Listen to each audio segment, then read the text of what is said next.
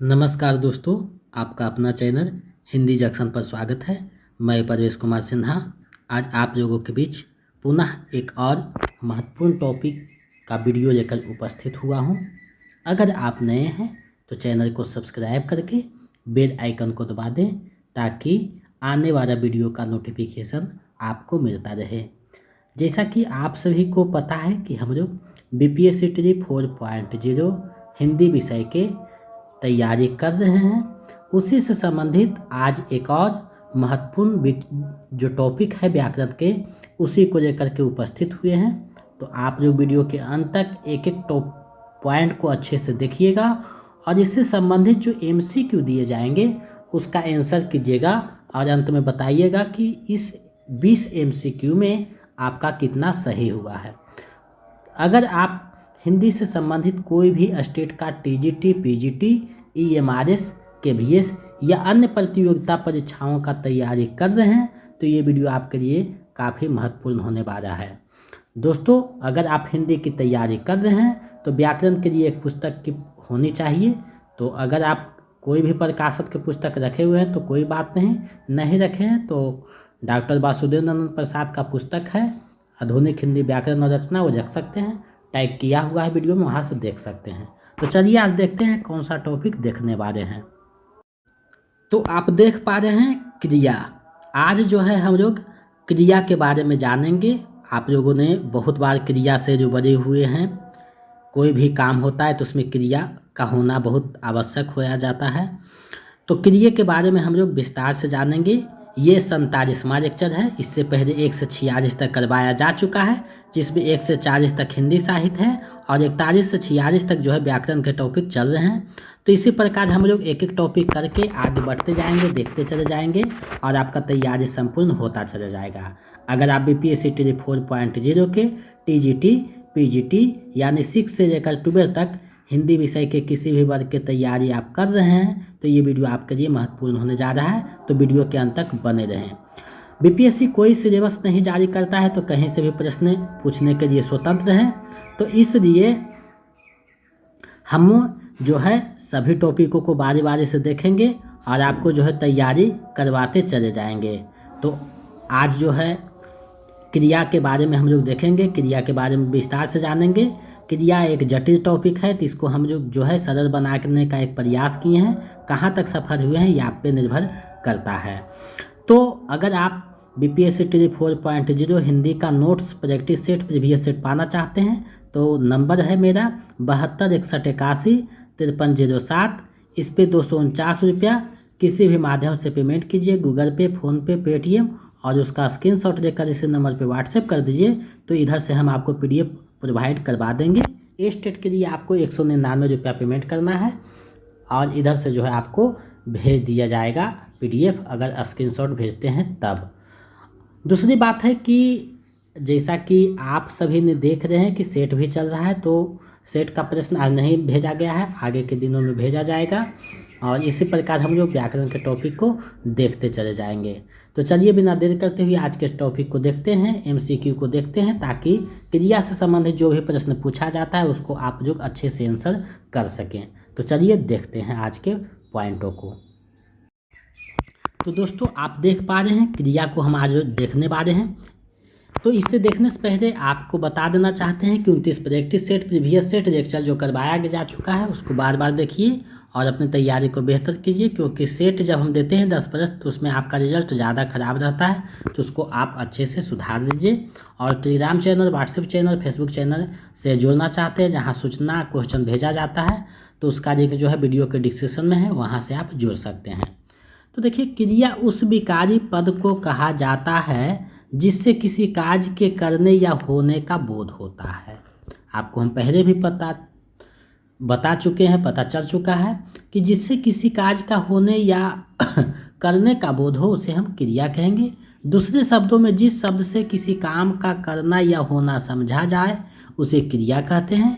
क्रिया का मूल जो रूप है वो धातुएं, यानी क्रिया का जो मूल रूप है वो धातु कहलाता है, जैसे लिख, पढ़, जा, आ, देख, गा, चर आदि होती है, जो क्रिया के प्राय सभी रूपों में पाया जाता है। जिन मूल अक्षरों से क्रियाएं बनती है उन्हें धातु कहते हैं। इन धातुओं में विभिन्न प्रत्यय जोड़कर क्रियाएं बनाई जाती हैं। क्रिया का रूप लिंग, वचन और पुरुष के अनुसार बदलते हैं। जैसे रो के साथ ना प्रत्यय रहेगा तो रोना, गा के साथ ना तो गाना। यानी जो मूल धातु है उसमें अगर कोई भी प्रत्यय लगाते हैं तो एक क्रिया का निर्माण होता है, वही क्रिया है। यानी धातु के साथ प्रत्यय का संयोग ही क्रिया कहा जाता है। तो क्रिया समझ में आ गया। अब जो है क्रिया को हम लोग देखते हैं। तो रचना या कर्म की दृष्टि से क्रिया के दो भेद होते हैं, सकर्मक क्रिया और अकर्मक क्रिया। यहाँ पे आप देख सकते हैं डायग्राम से क्रिया के दो भेद हैं, सकर्मक और अकर्मक है, रचना या कर्म की दृष्टि से। ऐसे तो जितना तरह का आप पुस्तक देखिएगा व्याकरण का, सभी में तरह तरह से दिया हुआ है, लेकिन यहाँ हम बिहार बोर्ड का जो अपना पुस्तक है व्याकरण का, उसी से हम बताने का प्रयास किए हैं, क्योंकि उसी को सही मानता है बीपीएससी, तो उसी के अनुसार हम लोग चलेंगे। तो सबसे पहले सकर्मक क्रिया को समझ लेते हैं। तो सकर्मक क्रिया में उक्त या अनुक्त कर्म की स्थिति निश्चित होती है, जिस पर क्रिया का सीधा प्रभाव पड़ता है।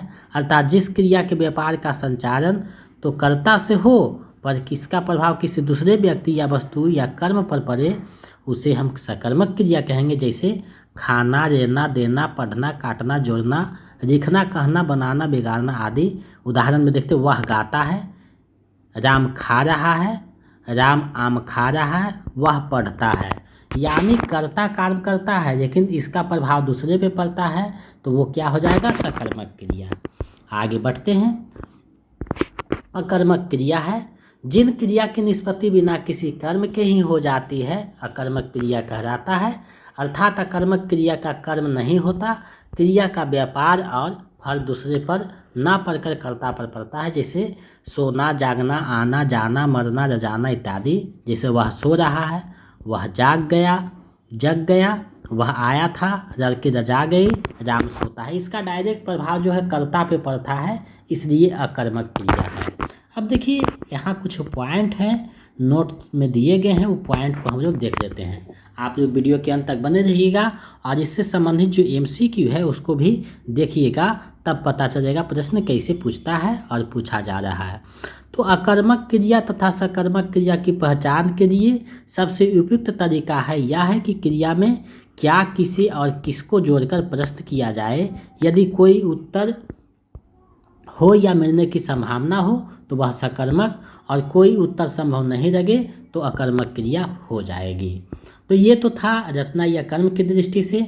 अब जो है क्रिया के भेद हैं अर्थ की दृष्टि से।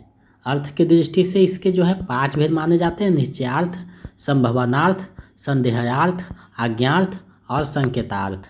यहाँ पे आप डायग्राम से देख सकते हैं क्रिया के भेद हैं निश्चयार्थ, संभावनार्थ, संदेहार्थ, आज्ञार्थ और संकेतार्थ। अब जो है हम लोग बारी बारी से देखेंगे इसे भी। देखिए व्याकरण को आप एक बार सोचिएगा कि पढ़ने से हो जाए तो नहीं होगा, आप चीज़ें को जो है 2-4 बार देखते रहिएगा तो दिमाग में बैठ जाएगा, प्रश्न आपसे नहीं छूटेगा। तो कोई भी टॉपिक है उसको 3-4 बार देखिए और प्रैक्टिस सेट को यानी MCQ को 5-7 बार बनाइए, तो चीज़ें आपको समझ में आने रहेगा। अब देखिए सबसे पहले निश्चयार्थ है। तो निश्चय अर्थ को व्यक्त करने वाली क्रिया निश्चयार्थ कहलाती है। ये क्रियाएं वाक्यों में निश्चित अर्थों में प्रयुक्त होती, जैसे मौसम बड़ा सुहाना है, आज पूजा करते हैं, आप पूजा करते हैं। तो ये निश्चित है कि मौसम सुहाना है तो है, इसमें कोई संदेह नहीं है, आप पूजा करते हैं तो पूजा करते हैं, तो ये निश्चयार्थ हो गया। आगे जो है संभावनार्थ। तो संभावना मूलक अर्थ देने वाली क्रिया को संभावनार्थ कहा जाता है।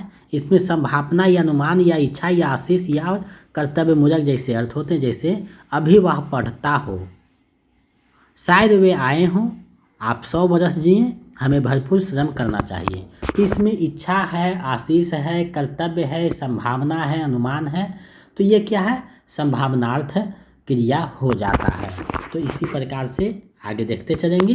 देखिए कोई पुस्तक में किसी तरह से समझाया जा चुका है, लेकिन हम यहाँ सरल ढंग से जो प्रश्न में पूछा जाता है उसी को बताने का प्रयास किए हैं, क्योंकि हम लोगों को बुद्धिमान बनने की आवश्यकता है, विद्वान बनने की आवश्यकता नहीं। बुद्धिमानता से जो है एग्जाम को करेक्ट करना है।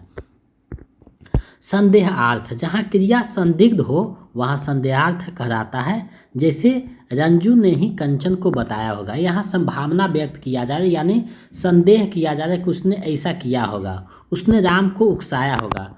यानी जहाँ संदेह की इच्छा हो, संदेह का जो है अर्थ निकले, तो वह संदेहार्थ क्रिया हो जाएगा। आगे क्या है, तो आज्ञार्थ है, तो उसको हम लोग देखते हैं। आज्ञा, अनुरोध, प्रार्थना, उपदेश, विधि, निषेध आदि का बोध कराने वाली क्रिया आज्ञार्थ कराता है। जैसे भोजन कर लो, भोजन किया जाए, प्रभु प्रसन्न होइए, हमेशा सत्य बोलो, उसे अपनाओ, झूठ कभी मत बोलो। तो यहाँ अनुरोध किया जाएगा, आज्ञा किया जाएगा, प्रार्थना किया जाएगा, उपदेश दिया जाएगा और निषेध यानी मना किया जाएगा कोई भी काम को करने के लिए, तो वो आज्ञार्थ क्रिया हो जाएगा। आगे क्या है, तो संकेतार्थ है।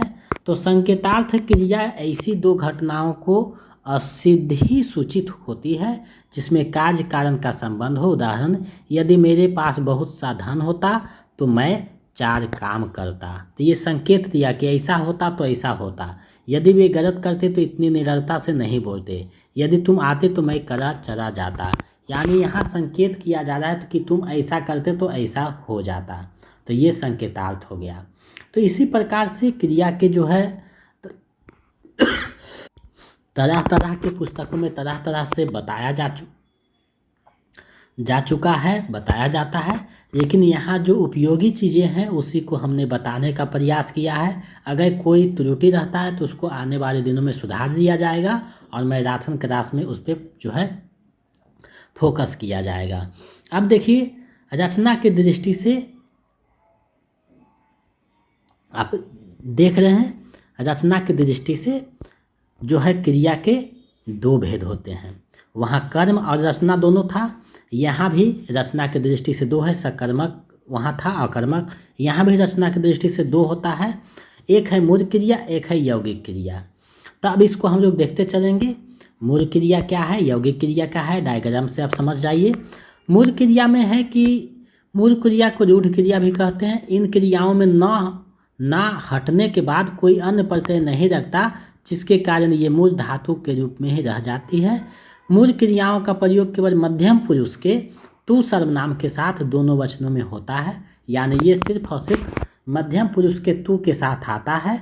इन क्रियाओं में लिंग भेद का कोई प्रभाव नहीं होता। यह आज्ञार्थ और वर्तमान कारिक होता है, यानी यह आज्ञार्थ होता है और वर्तमान कारिक होता है।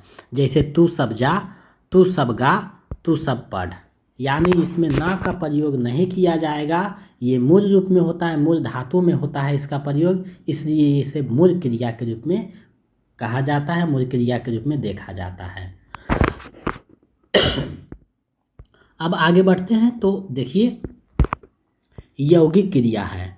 तो प्रत्यय युक्त या एकाधिक क्रियाओं से युक्त होने के कारण ये क्रिया यौगिक कही जाती है। यौगिक क्रिया के 4 भेद हैं, प्रेरणार्थक क्रिया, संयुक्त क्रिया, अनुकरणात्मक क्रिया और नाम धातु। यहाँ आप डायग्राम से देख सकते हैं यौगिक क्रिया के भेद हैं, 4 भेद हैं, प्रेरणार्थक, संयुक्त, अनुकरणात्मक और नाम धातु। अब जो है हम लोग बारी बारी से चीज़ें को देखेंगे। तो सबसे पहले कौन है, प्रेरणार्थक क्रिया है। तो कर्ता की प्रेरणा से अन्य द्वारा जो क्रिया संपन्न होती है उसे प्रेरणार्थक क्रिया कहा जाता है। जैसे करवाना, दिलवाना, बिकवाना, लिखवाना, यानी कर्ता के माध्यम से कुछ करवाया जाता है, संपन्न होता है, तो वो प्रेरणार्थक क्रिया हो जाता है। जैसे मोहन सुस्मिता से अलका को मिठाई खिलवाता है, भौजाई ननद से बच्चे को सुलवाती है। तो इस प्रकार जो है प्रेरणा है, यानी एक के माध्यम से दूसरे को कोई काम करवाया जाता है तो हो जाएगा। अब देखिए यहाँ लिखा जा रहा है कि सोना, जागना आदि अकर्मक क्रिया है, परंतु सुलवाना, जगवाना प्रेरणार्थक रूप में सकर्मक हो जाता है। और आना, जाना, पाना, होना, रुचना,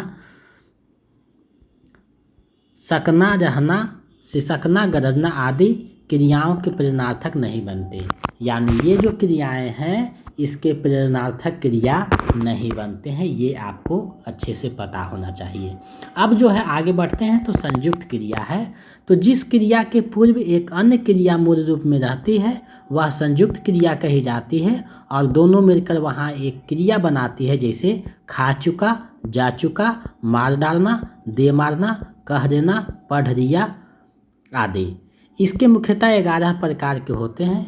इसके मुख्यतः 11 प्रकार होते हैं, यानी संयुक्त क्रिया 11 प्रकार के होते हैं। तो अब जो 11 प्रकार के होते हैं वहाँ से प्रश्न नहीं बनता है, क्योंकि बीपीएससी में वहाँ से प्रश्न अभी तक नहीं पूछा गया है, तो इसलिए हम उसे हटा दिए हैं। लेकिन आने वाले दिनों में हो सकता है अगर पूछेगा तो उसको जोड़ दिया जाएगा, लेकिन संभावना नहीं के बराबर है। आगे जो है अनुकरणात्मक क्रिया है, तो उसको हम लोग देखते हैं। ध्वनि दशा या क्रियात्मक विशेष को हूबहू कर देने वाले क्रियापदों को अनुकरणात्मक क्रिया कहते हैं, जैसे खटखटाना, टुनटुनाना, रिखाना, घिघियाना, झंझनाना, बड़बड़ाना। तो ये क्या है, वो बैठे बैठे चने चुटपुटा रहे थे यानी पुटपुटा रहे थे। तो ये क्या है, अनुकरणात्मक, यानी एक ही जैसी क्रिया को दोहराना, हूबहू करना, ये क्या है, अनुकरण करना। आपको शब्द से पता लग रहा, तो ये अनुकरणात्मक क्रिया हो जाएगा। आगे बढ़ते हैं तो नाम धातु है। अब नाम धातु को देखते हैं।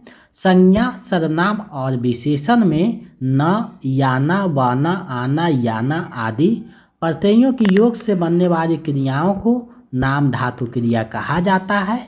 इसमें नाम अर्थात संज्ञा, सर्वनाम, विशेषण ही धातु का काम करता है। उसमें ही विभिन्न प्रत्यय मिलकर क्रियाएं बनाई जाती है। ये नाम, संज्ञा, सर्वनाम, विशेषण या अवयव भी हो सकते हैं। यानी संज्ञा, सर्वनाम, विशेषण या अवयव को अगर उसमें प्रत्यय लगा के क्रिया के रूप में प्रयोग किया जाता है तो वो नाम धातु क्रिया हो जाता है। जैसे आपसे, यानी आप क्या है, तो सर्वनाम है तो आपसे अपनाना, हाथ संज्ञा है तो हथियाना, झूठ से झूठराना, दोहरा से दोहराना, आधा से अधियाना, ठंडा से ठंडाना, चिकना से चिकनाना, रात से रतियाना आदि। यानी जब संज्ञा, सर्वनाम या विशेषण या अवयव में प्रत्यय लगा करके जब कोई क्रिया बनाया जाता है तो नाम धातु क्रिया कहा जाता है। नाम धातु क्रिया से ज़्यादा प्रश्न पूछा जाता है, तो इसलिए इस पे जोर दिया जा रहा है। अब देखिए कुछ और है, यानी कार्यबोधकता की दृष्टि से क्रिया के 3 भेद होते हैं, मुख्य क्रिया, सहायक क्रिया और पूर्व कार्यक क्रिया। यहाँ डायग्राम से आप देख सकते हैं मुख्य, सहायक और पूर्व कार्यक। तो इसको भी देख लेते हैं, यहाँ से भी कभी कभी प्रश्न पूछा जाता है। तो मुख्य क्रिया वह सामान्य मूल क्रिया होती है जो एक कर्ता द्वारा सीधे निष्पन्न होती है, जैसे पढ़ना, लिखना, गाना। यानी मोहन पुस्तक पढ़ता है, मोहन सोता है। या यहाँ पढ़ना और लिखना क्रिया अपने सीधे स्वाभाविक रूप में है। सहायक क्रिया है कि क्रिया के कार्यगत स्थिति का बोध कराने वाली सह क्रियाओं को सहायक क्रिया कहा जाता है। इनसे लिंग, वचन तथा पुरुष का भी पता चलता है, जैसे है, हो, था, थे, थी, गागेगी आदि से चलता है। जैसे मैं खा रहा हूँ, वे खाते थे, वे खा रही है, वे गाएंगी। तो ये सहायक क्रिया है, यानी ये जो है सहायक क्रिया के रूप में देखा जाता है। अब देखिए इसमें जो है आगे बढ़ते हैं तो पूर्व कारक क्रिया है, जहाँ से प्रश्न पूछा जाता है। जब कर्ता पहली क्रिया समाप्त कर उसी क्षण दूसरी क्रिया की ओर मुड़ता है तब पहली क्रिया पूर्व कारक क्रिया कहलाती है, जैसे पढ़कर, नहाकर, गाकर, लिखकर आदि। अब वाक्य में देखेंगे तो वह नहाकर खाता है, वह पढ़कर सोता है। तो यहाँ नहाकर और पढ़कर दोनों क्या है, पूर्व कारक क्रिया के श्रेणी में आ जाएगा। तो इस प्रकार जो है क्रिया के एक छोटा सा रूप हमने पढ़ाने का प्रयास किया है, और कहाँ तक जो ये सफल हुआ है ये आप खुद बताइएगा। देखिए आप कोई भी व्याकरण खरीदिएगा तो सब में सभी तरह से दिया हुआ रहेगा, चाहे वासुदेव नंदन प्रसाद का हो, कामता प्रसाद गुरु का हो या रुसेंड का हो, किसी का भी हो, सब में अपने अपने तरीका से है। लेकिन हम यहाँ बिहार की जो व्याकरण की पुस्तक है उसी से चीज़ें को आपको बताने का प्रयास किए हैं इस टॉपिक का, क्योंकि ये जटिल टॉपिक है, तो इसी के अनुसार चीज़ें को देखा गया है। बाकी जो है तरह तरह के पुस्तकों में तरह तरह से रहेंगे, तो आप समझने के लिए पढ़ सकते हैं, लेकिन जो हमें उचित लगा वो बताने का प्रयास मैंने किया है और बीपीएससी जो माना है उसी के अनुसार बताया है। अब जो है इससे संबंधित जो एमसीक्यू है उसको हम लोग देखते हैं, क्योंकि जब तक कोई भी टॉपिक का एमसीक्यू नहीं देखिएगा तब तक आपका तैयारी पूर्णतः नहीं माना जाता है। तो हम लोग एमसीक्यू को देखते हैं। तो यहाँ पहला प्रश्न है कि किस वाक्य में प्रेरणार्थक क्रिया का प्रयोग हुआ है। तो किस वाक्य में प्रेरणार्थक क्रिया का प्रयोग हुआ है आपको बताना है। मेरे हाथ खुजलाते हैं, इसमें नहीं हुआ है। पिता पुत्र से पत्र लिखवाता है, बिल्कुल यहाँ हुआ है, तो विकल्प ख इसका सही आंसर हो जाएगा। 3-4 प्रश्न यहाँ बीपीएससी में जो पूछा गया था वो शुरू के 4-5 प्रश्न बीपीएससी में पूछा हुआ है, बाकी कहीं ना कहीं पीजीटी में और जो महत्वपूर्ण प्रश्न है उसको संग्रहित किए हैं। तो यहाँ से कम प्रश्न पूछा जाता है, लेकिन इसको भी पढ़ना जरूरी है, इसलिए इसको बताने का प्रयास किए हैं। आगे जो है आने वाले टॉपिक में कार्य है, कारक है, प्रत्यय है, उपसर्ग है, ये सारे टॉपिक को देखेंगे। चलिए आगे बढ़ते हैं। दूसरा है बूंद बूंद से घड़ा भरता है, इस वाक्य में भरता कौन सी क्रिया है। तो भरता है तो इसमें कौन सी क्रिया है आपको बताना है। तो भरना एक निश्चित है, तो ये क्या है, अकर्मक क्रिया है, विकल्प ग सही हो जाएगा। निम्नलिखित में कौन सी सकर्मक क्रिया है। निम्नलिखित में कौन सी जो है सकर्मक क्रिया है। तो खाना, कहना, दौड़ना तीनों क्या है, सकर्मक क्रिया है, इसलिए विकल्प घ सही हो जाएगा। उपयुक्त में से एक से अधिक, क्योंकि तीनों की तीनों सकर्मक क्रिया में माने जाते हैं। आगे बढ़ते हैं। निम्नलिखित में कौन सी अकर्मक क्रिया है आपको बताना है। इनमें से कौन सा अकर्मक क्रिया है। तो सोना, पढ़ना, लिखना, तो पढ़ना लिखना तो सकर्मक है और यहाँ अकर्मक पूछा जा रहा है, तो विकल्प क सही हो जाएगा। सोना जो है एक अकर्मक क्रिया की श्रेणी में माना जाता है, तो विकल्प क इसका सही आंसर हो जाएगा। चलिए आगे बढ़ते हैं अगले प्रश्न की तरफ। वे क्रियाएं जो संज्ञा या विशेषण से बनती है कहलाती है। तो वो क्या कहलाती है आपको बताना है। तो उसे जो है नाम धातु क्रिया कहा जाता है। ऊपर में पढ़ाने वक्त आपसे ये प्रश्न पूछा गया था, पढ़ाया गया था, तो वहीं से पूछा गया है, विकल्प ग सही हो जाएगा। जिस क्रिया में सीधा फल कर्ता पर पड़े कहते हैं, तो उसे क्या कहते हैं आपको बताना है। तो उसे अकर्मक क्रिया कहते हैं। कर्ता पर पड़े तो अकर्मक और कर्म पे पड़े तो सकर्मक, तो विकल्प ख इसका सही आंसर हो जाएगा। चलिए आगे बढ़ते हैं। चोर उठ भागा, इसमें क्रिया है, तो कौन सी क्रिया है आपको बताना है। तो उठ भागा दो क्रियाएं हैं, तो संयुक्त क्रिया हो जाएगा, विकल्प ग इसका सही आंसर हो जाएगा। इनमें से कौन अकर्मक क्रिया का उदाहरण है। इनमें से कौन जो है अकर्मक क्रिया का उदाहरण है आपको बताना है। तो अकर्मक क्रिया की श्रेणी में देखिए, मोहन सोता है, सीता गाती है, राम खेलता है, तीनों जो है अकर्मक क्रिया की श्रेणी में आएगा, तो विकल्प घ जो है सही हो जाएगा। उपयुक्त में से एक से अधिक, क्योंकि सभी का प्रभाव कर्ता पे डायरेक्ट पड़ रहा है, तो अकर्मक क्रिया हो जाएगा। अकर्मक क्रिया में किस पर प्रभाव पड़ता है, तो अभी बताए थे अकर्मक क्रिया में जो है सीधा प्रभाव कर्ता पे पड़ता है, तो विकल्प क इसका सही हो जाएगा, क्योंकि अकर्मक क्रिया में सीधा सीधे प्रभाव कर्ता पे पड़ता है। आगे बढ़ते हैं। निम्न में कौन प्रेरणार्थक क्रिया है। तो पढ़ना प्रेरणार्थक नहीं है, चलना भी नहीं, जगाना प्रेरणार्थक क्रिया है, विकल्प ख सही हो जाएगा। रचना की दृष्टि से क्रिया के कितने भेद हैं। तो 2 भेद बताए गए हैं रचना की दृष्टि से, विकल्प क सही हो जाएगा। पढ़ रहा था, इसमें कौन सी क्रिया है। पढ़ रहा था, इसमें कौन सी क्रिया है आपको बताना है।